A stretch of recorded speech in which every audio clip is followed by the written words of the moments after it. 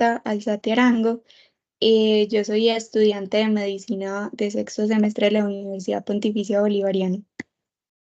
Para empezar, vamos a decir una definición, que es una vasculitis que se puede definir histológicamente como una inflamación granulomatosa con necrosis y que aparte va a tener aumentados los eosinófilos. Es importante también decir que esta patología también recibe el nombre de Church-Strauss, que fue dado por el doctor Jacob Church y la doctora Lotte Strauss, que hicieron como una reunión de 13 pacientes en la que vieron que todos tenían como características similares de esta enfermedad. Entonces, por eso recibió como este nombre, que es los apellidos de los dos doctores. Pero digamos que ya en el consenso de Chapel Hill ya se le dio el nombre de granulomatosis eosinofílica con poliangitis, que hace parte de las tres vasculitis de pequeños vasos asociados a ANCA. En cuanto a la epidemiología, la edad media del diagnóstico de estos pacientes es los 40 años, pero hay incluso literatura que puede decir que más o menos el diagnóstico, la edad media del diagnóstico puede ir como hasta los 55 años. A diferencia de otras enfermedades autoinmunes que vemos que tienen como predilección la mayoría por las mujeres, esta vasculitis no tiene como tal esa predilección por el sexo. Esta es la menos común de las tres vasculitis asociadas a ANCA, que está la granulomatosis con poliangitis y la poliangitis microscópica.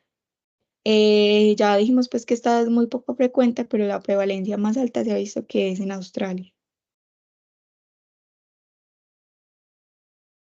En cuanto a la patogénesis, vemos que va a estar alterado la función inmune y los factores genéticos. En cuanto a la función inmune normal, específicamente en cuanto a los ANCA, hay alguna literatura que dice que los ANCA sí están asociados a la patogénesis por unos estudios que hicieron en ratones, pero hay otra literatura que dice que no está como tal implicado en la patogénesis, pero me habla como tal del espectro de la enfermedad. La respuesta TH2 de nuestros pacientes va a estar muy aumentada porque ya vamos a ver adelante que predomina mucho como esta atopia o esta alergia en estos pacientes. La respuesta TH1 también va a estar como alterada en cuanto ya como tal la producción de los granulomas, la función anormal de los eosinófilos, porque vemos que estos van a causar como tal un daño tisular y aparte estas células no tienen como bien esa capacidad de hacer apoptosis, por lo que también van a estar aumentados. La inmunidad humoral también está aumentada específicamente en el aumento de la inmunoglobulina E. Ya un poquito hablar de los factores genéticos, es una enfermedad poligénica que no, pues obviamente no va a estar asociada a un solo gen. Y también se ve que hay muchos polimorfismos del gen de la interleuquina 10, que esta va a ser como más característica de la granulomatosis eosinofílica.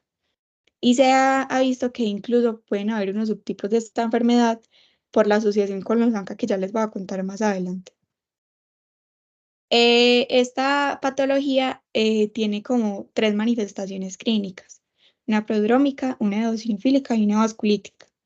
La prodrómica es la que va a preceder a las otras dos y se puede presentar incluso 10 años antes a que se presenten las otras. Acá es importante aclarar que en esta fase va a ser casi que imposible distinguir la granulomatosis de un asma común, porque acá solamente se va a presentar el asma, pues la rinitis alérgica y la enfermedad atópica. Entonces no va a haber con muchas diferencias que me hagan distinguir o que me hagan pensar que de pronto sea una granulomatosis. Después está la fase eosinofílica, que acá ya vamos a ver que es cuando se van a aumentar esos eosinófilos en sangre periférica y en múltiples órganos va a haber esa infiltración eosinofílica. Y ya por último, que es la fase vasculítica, que ya es donde se va a dar toda esa respuesta sistémica de la vasculitis sistémica como tal. En cuanto a las manifestaciones clínicas, está el asma, que esto va a ser prácticamente en todos los pacientes, que se ven del 90 a 97%. La enfermedad pulmonar es más que todo como por infiltrado de eosinófilo. Y enfermedades de las vías respiratorias superiores y del oído es más que todo porque se ha visto que puede haber infecciones recurrentes. A nivel cardiovascular, bueno, estos pacientes antes su principal causa de muerte era por las complicaciones cardiovasculares, pero ahora se ha visto que es muy raro que un paciente ya se muera por una complicación cardiovascular. Lo que principalmente se puede dar es miocarditis, pericarditis o vasculitis coronaria.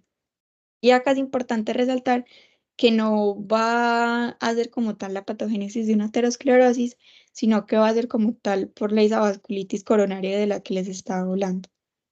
En cuanto a la enfermedad tromboembólica, en estos pacientes digamos que no es muy común, pero se puede dar hasta en un 8% y va a ser más que todo trombosis venosa. En piel puede dar como manifestaciones leucocitoclásticas o también se ha visto que puede ser común que les den unos nódulos en porciones extensoras, principalmente en el codo. Estos nódulos van a ser eritematosos y de características como dolorosas. Acá les traigo esta imagen en la que se ve el eritema alrededor y se ve que está pues en una fase extensora, que vemos que es el codo, que es principalmente donde se presenta. A nivel neurológico, podemos tener una mononeuritis múltiple, que pues va a ser bastante común en estos pacientes, igual que en la granulomatosis con polingitis. A nivel renal, esta patología no es que me afecte principalmente el riñón como las otras dos. Esta patología va a ser principalmente pulmonar, pero me puede causar una glomerulonefritis pausoinmune o una nefritis. En cuanto a nivel gastrointestinal, puede haber mucho dolor abdominal, pero va a ser más que todo por infiltrado de eosinofílico. Músculo esquelético también puede dar muchas poliartralgias de características como migratorias. Y la linfadenopatía va a ser frecuente en estos pacientes, pero va a ser más que todo a nivel cervical y a nivel axilar, que estos ganglios incluso pueden tener un tamaño de hasta 3 centímetros. Ya para hacer como tal la evaluación de esta patología, pues vamos a ver principalmente en el hemograma la eosinofilia que estábamos hablando, que va a ir usualmente entre 5.000 y 9.000 células por microlitro, pero incluso en pacientes en los que veamos una eosinofilia mayor a 1.500 células por microlitro, podemos ir sospechando esta patología. También acá cabe aclarar que se tiene que descartar que hayan otras causas que me estén aumentando los eosinófilos, como por decir las parasitosis, o también tener en cuenta otras patologías que me disminuyen los eosinófilos o incluso medicamentos como los glucocorticoides, entonces hay que tener esto en consideración. Los reactantes de fase aguda no se ha visto como tal que tengan como una función muy clara que me ayuden con el diagnóstico, como si se ve pues en otras patologías reumatológicas. En cuanto a la hipergamaglobulinemia, vemos que va a ser principalmente IgE por toda la respuesta que ya hemos hablado anteriormente. Acá también es importante decir que los ANA, el factor reumatoideo, pueden estar incluso positivos, pero van a estar a títulos bajos. Y en cuanto al complemento, no va a estar disminuido y puede estar normal o incluso puede estar un poquito aumentado, que nos puede ir ayudando como a hacer diagnósticos diferenciales con otras patologías reumatológicas. En cuanto a la radiografía de tórax, esta va a ser pues importante porque vimos que esta patología afecta principalmente pulmón. ¿Y qué se va a ver? Usualmente en la radiografía se ve opacidades transitorias en parches sin distribución lobar o segmentaria, porque pues ya nos hablaría de otras patologías. Pero estos pacientes incluso pueden requerir una tomografía si de pronto la radiografía no es muy concluyente. En pruebas de función pulmonar, pues vamos a ver que hay limitación variable del flujo, que pues va a ser compatible con asma, porque ya vemos que casi todos estos pacientes van a tener asma. Entonces también puede ayudarnos como esa prueba de función pulmonar. La biopsia debe tomarse siempre que sea posible y la menor invasión que sea posible. Entonces, digamos que si tenemos un paciente con manifestaciones cutáneas, es preferible hacer una biopsia a nivel de piel que una biopsia a nivel pulmonar que ya va a ser mucho más invasivo. Esta biopsia se puede hacer también en riñón, en el periférico, en glándula lagrimal, etc.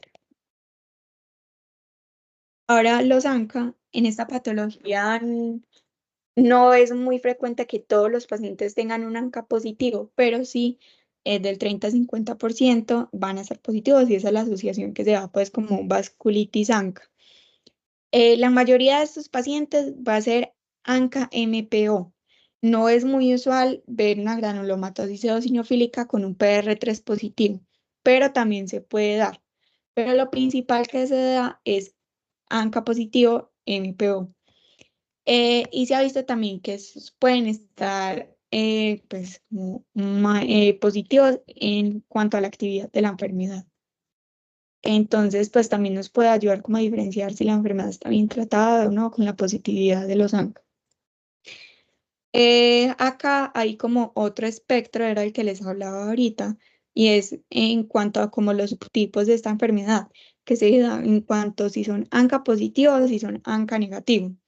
Los ANCA positivos usualmente van a manifestar glomerulonefritis, enfermedades neurológicas y hemorragia alveolar. La hemorragia alveolar en este caso no es muy frecuente, es más bien de las otras vasculitis de pequeño vaso, pero en estos pacientes se puede presentar hasta en un 3% y si se presenta pues es aún más es más asociado a la vasculitis ANCA-MPO. En cuanto a la vasculitis ANCA negativo, estos pacientes tienden a sufrir más de enfermedades a nivel cardiovascular y a nivel pulmonar. Entonces, digamos que son como espectros de manifestaciones clínicas diferentes que se podrían como clasificar si en sí son ANCA positivos, son ANCA negativo y qué tipo de ANCA. En cuanto a los criterios clasificatorios, están los del ACR de 1990 que tenía pues como los siguientes criterios.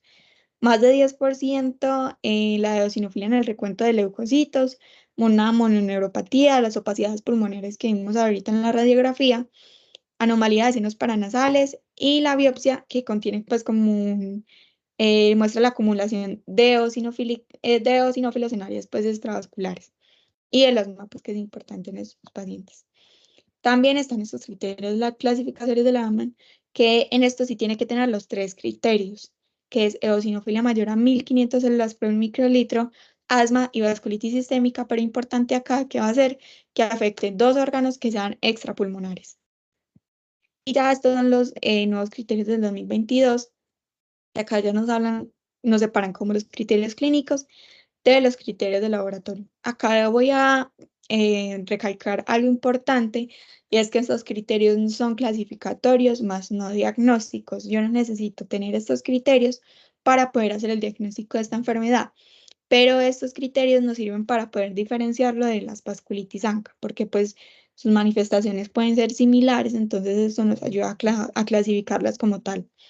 Bueno, en cuanto a los criterios clínicos, está la obstrucción de la vía aérea, pólipos nasales y la mononeuritis. Y los criterios de laboratorio están la eosinofilia mayor a 10%, eosinofilia extravascular o inflamación en biopsia, y pues el que más da puntos es la eosinofilia mayor a 10%.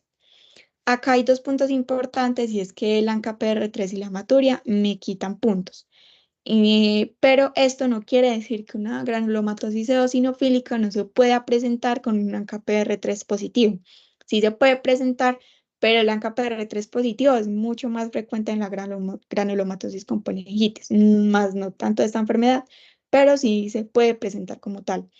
Pero ya en estos criterios clasificatorios, como son clasificatorios, me le van a quitar puntos de esta patología porque son más características de las otras vasculitis, al igual que la hematuria, que acaba de ser pues más común en la polingitis microscópica y no tanto de esta patología, pero como ya les dije, tener hematuria no me descarta el diagnóstico de vasculitis eosinofílica.